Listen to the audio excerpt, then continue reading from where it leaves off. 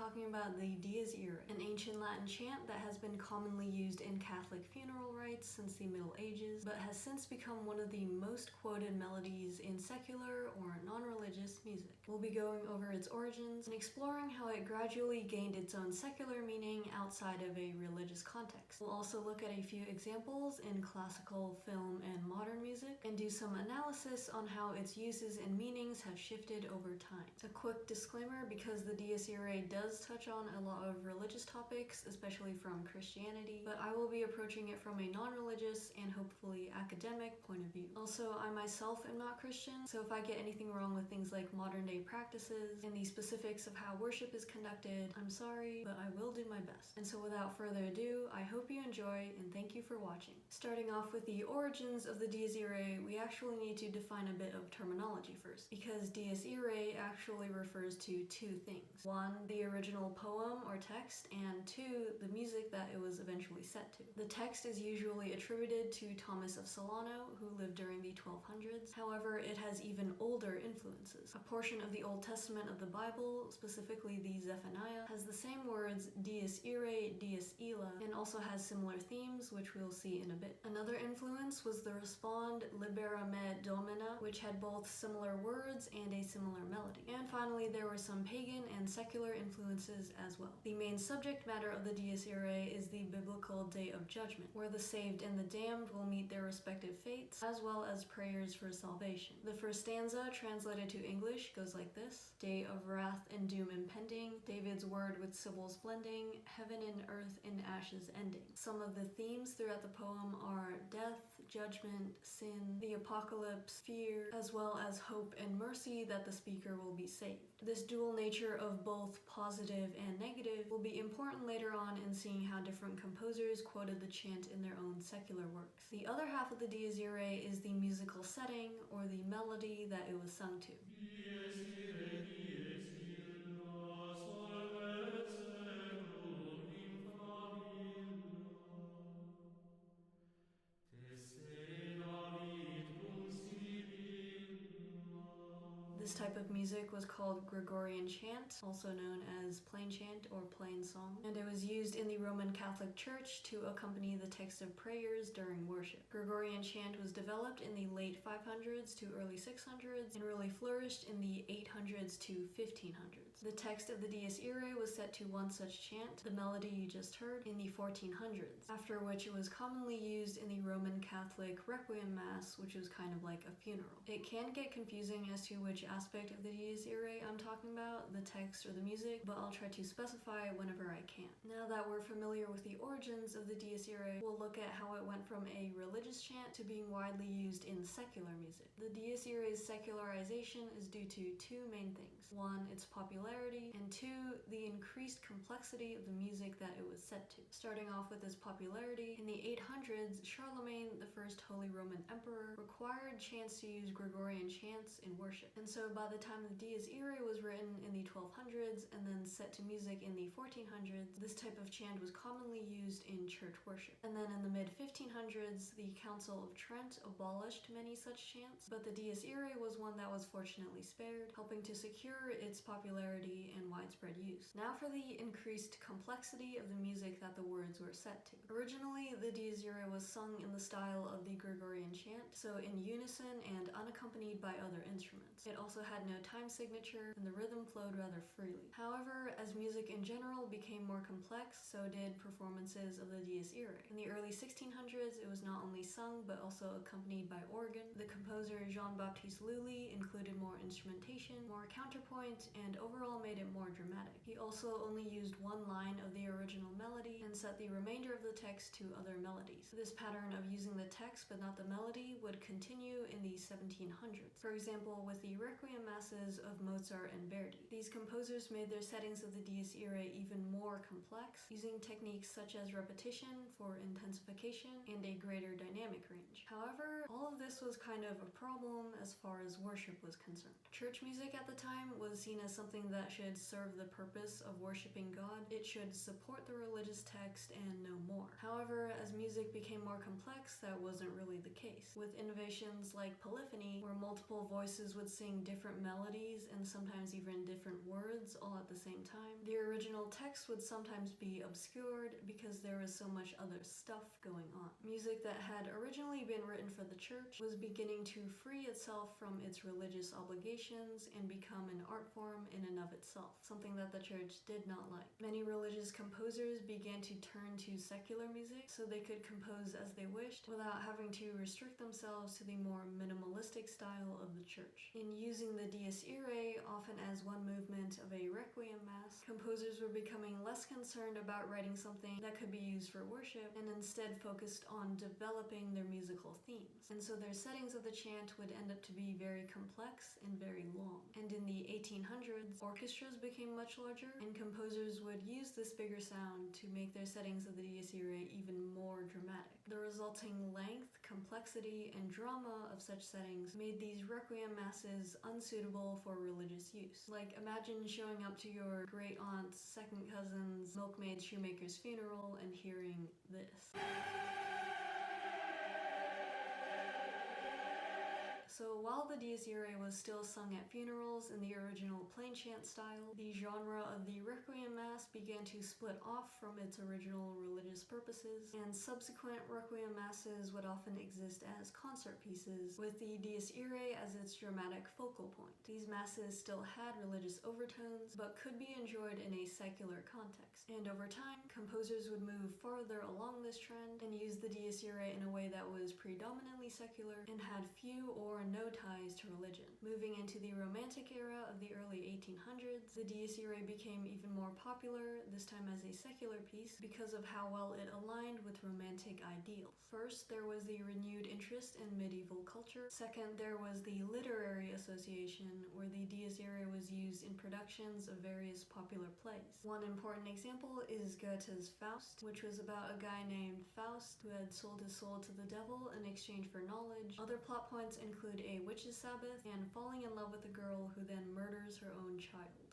Yeah. The story of Faust appealed to Romantic composers because it featured a protagonist who was very heroic and also very emotional and very tragic. Things like witches and evil were also common subjects at the time. The use of the Dies Irae to represent themes in a story also aligned with the concept of program music, or music that had a particular story behind it. This genre was very popular at the time, and later on many composers, whenever they needed a symbol for fear, death, evil, etc., would often use the Dies Irae. Goethe's Faust also fundamentally changed the meanings and emotions evoked by the Dies Irae. If you'll remember, the original poem was about death, fear, judgment, and even hope, and was rather solemn and awe-inspiring in nature. However, its appearance in Faust connected it with the notions of evil and the macabre, and this pattern of the Dies Irae gaining additional meaning would continue as it was used in more and more secular works. Now that we've looked at the origins and secularization of the Dies Irae, examples and analysis. Robin Gregory, in a journal article on the Dies Irae, said that composers have used it in two ways. First, as an integral part of their settings of the Requiem in its proper context. Secondly, to help create the appropriate atmosphere in works dealing with the supernatural, with wicked powers, with witches, madness, bad dreams, and the lower elements of darkness. We will be looking at this second category, specifically quotations of the melody in Western classical music, film music, and modern music. So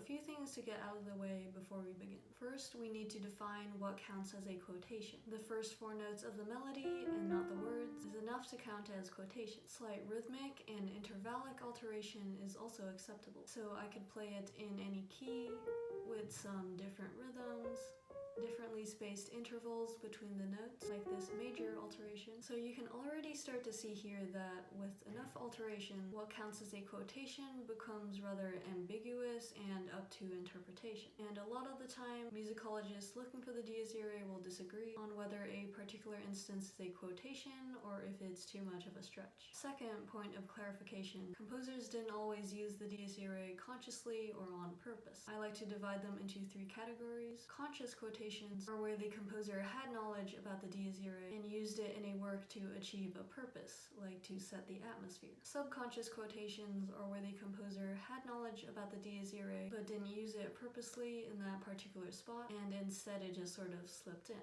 And coincidental uses are where the composer did not have knowledge about the Dies Irae and just wrote four notes that had the same melodic pattern as the chant. And we'll explore these three categories in more detail with our examples and analysis. And last thing, the examples that we'll be going over today are in no way meant to be an exhaustive list. They are just a tiny sample. Like, people have made lists of all the quotations that they found, and they look something like this. So with all that out of the way, onto our first example, which is usually regarded as the first completely secular work to use the Dies Irae, Berlioz's Symphonie Fantastique. So Berlioz was obsessed with the Dies Irae. He said, "The poem so intoxicated and excited me that nothing lucid came to me. My head boiled, I felt dizzy."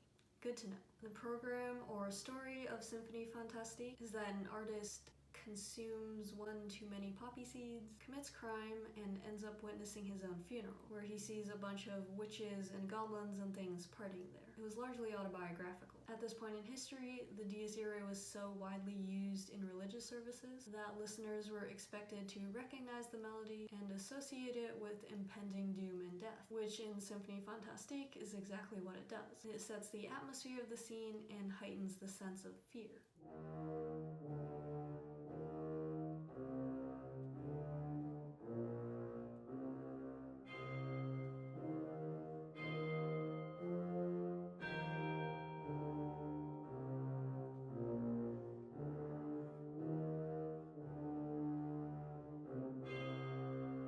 In addition to creating an emotional atmosphere, the Dies Irae is also used here as a musical theme in and of itself, and is later combined with the Witches' Round Dance theme in a sort of fugue. The quotation in this piece was most definitely conscious, as Berlioz used entire lines of the chant, which is very hard to do accidentally, and he also mentioned it in his program notes. The significance of Symphonie Fantastique is that it brought the Dies Irae into mainstream secular music. Many composers would be inspired by this piece and its use of the Dies Irae. It also used the chant in the context of evil and the supernatural, as well as death, which moved the meaning of the chant further along those lines. Here, the theme of impending doom also overshadows the theme of hope that was in the original poem, another trend that would continue throughout other secular uses of the Dies Irae. Onto our next examples with pieces by Rachmaninoff. What's interesting about Rachmaninoff is that he quoted the first four notes of the Dies Irae in many of his works, but he wasn't actually familiar with the origins or the full form of the chant until very late in his career, after he asked one of his musicologist friends about it. So it's assumed that Rachmaninoff had heard the Dies Irae in a purely secular context through the works he had played as a pianist and conductor, and had taken note of it because it was associated with death, something that he was rather obsessed with. Some of his quotations of the chant are likely conscious, for example in his piece Isle of the Dead, where it has such an obvious programmatic connection, the theme of death. A rather interesting one is his Rhapsody on a theme of Paganini, which was written after he found out about the full form of the chant.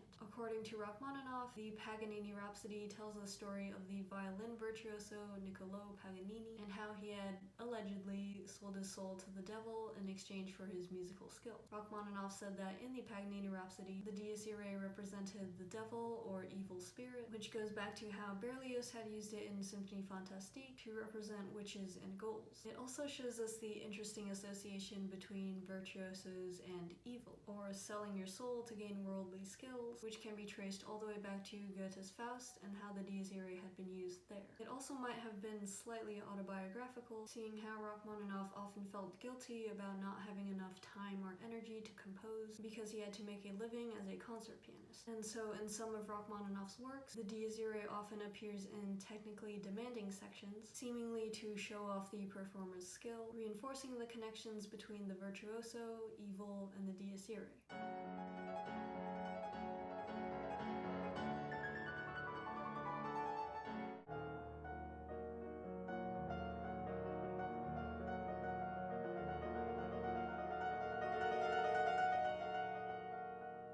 Other times in Rachmaninoff's photographs pieces, the supposed quotation has been altered so much that it doesn't seem like a conscious reference and might instead be subconscious. What I mean is that Rachmaninoff had heard the Dies Irae in so many other works and had incorporated it into so many of his own that the melody had become ingrained into his musical style. And writing those 4 notes was kind of like a habit that was reinforced by his personal obsession with death. Our next example is an honorable mention to Ottorino Respighi's Brazilian Impression No. 2. This piece was about Respighi's experience at a snake farm in Brazil. Apparently he was so terrified of the snakes that he felt it was necessary to use the Dies Irae in full tremolo in the upper strings.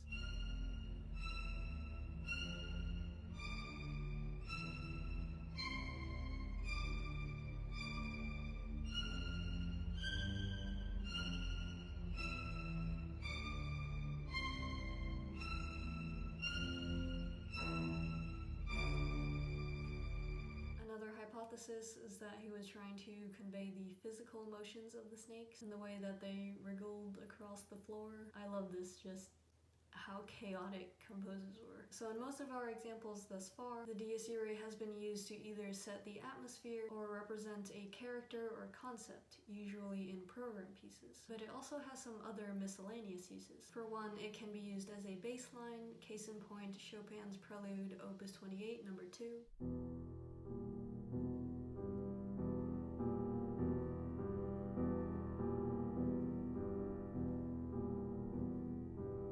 Dies Irae can also be used as a sort of flag or signal to introduce a new theme. Because of how recognizable it had become, a single statement of the first 4 notes was kind of like a hey, listen up, that composers would use to bring attention to the new theme. Now onto movie music. Starting off with a very famous one, The Shining. This one is unusual because it quotes entire lines of the chant and not just the first 4 notes as most composers do.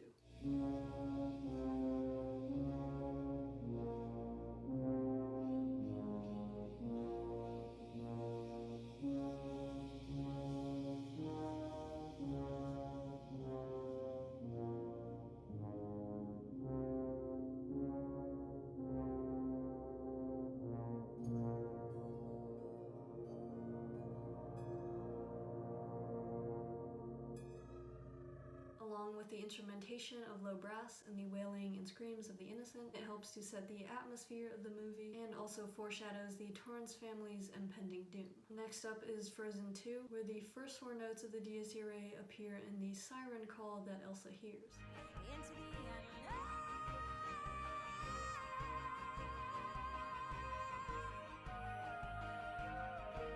This one was confirmed to be a conscious quotation by the composers. This voice that is actually the Dies Irae, which is used by composers of operas and musicals for centuries. And it's actually a mythical call, usually to danger of some kind. Pretty cool. Next we have Chen's arrangement of Waltzing Matilda, a traditional folk tune that tells the story of a traveling worker who steals a sheep, is caught, and then drowns himself rather than being taken alive.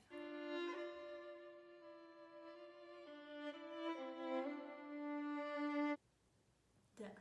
And also respect for the deceased, similar to how it was used in Catholic funerals. Our last example for today is a song called All the Angels by My Chemical Romance. And it's a very interesting one, at least for me, because it brings back a lot of the original meaning of the chant that has been lost throughout much of its secular use. And all the angels say,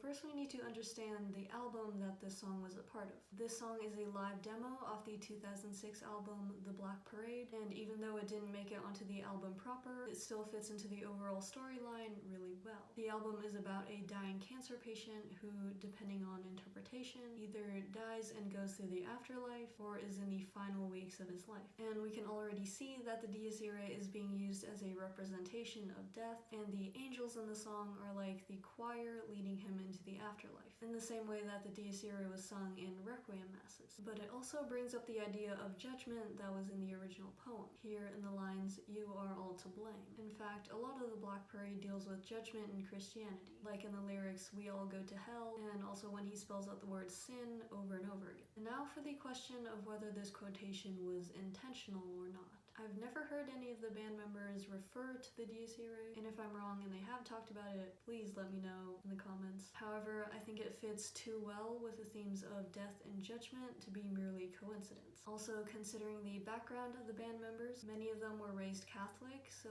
it's possible that they heard it sung at a funeral at one point. Actually, in the late 1960s, the Second Vatican Council removed the Dies Irae from the Requiem Mass, but it's still used optionally in a different service, and I've heard that it's still used in some funerals, just not as widely as before. The band also took inspiration from horror movies, which use the Dies Irae quite a bit. Like, we just looked at The Shining, but there is a whole bunch more. The lead singer was obsessed with the idea of death, and the lead guitarist of the band was actually inspired by classical guitarists, so it's possible that he could have heard it in a classical context as well. So whether the quotation in this song is coincidental or not, and I think it isn't, at the very least it shows the widespread influence of the Dies Irae and how it has permeated so many aspects of Western culture. So yeah, that's the Dies Irae. We looked at its religious origins, how it was gradually used more in secular contexts, and analyzed a few examples. I think the coolest thing about the Dies Irae is that it's kind of like one giant inside joke that's been running for, 800 years now, and it's a relatively easy concept to get into. Once you know about those 4 notes, you start hearing it in everything. But when you take the time to really dive into the history and all the super niche examples, like the snake farm one will never not be funny, but to think that some monk in the 1200s was singing the same melody that you hear in The Shining or a My Chemical Romance song, that's pretty cool. Anyway, that's it for this video. I hope you all learned something interesting. Thank you for watching, and I will see you all next time. Bye. So you know how in the last video, part 2 of the important people in Rachmaninoff's life, how I said that I couldn't find any photos of the Scalon family? Well, I lied. Here are Vera and Natalia Scalon. Another one. And this famous photo with the 3 sisters in Rachmaninoff. I love how they're all just reading or sewing or whatever, and he's just contemplating the futility of life. This was right around the failure of his first symphony though, I'll give him that. And to end a video on death and doom and gloom on a positive note, here is Rachmaninoff in 1915 with a scarf on his head and smiling.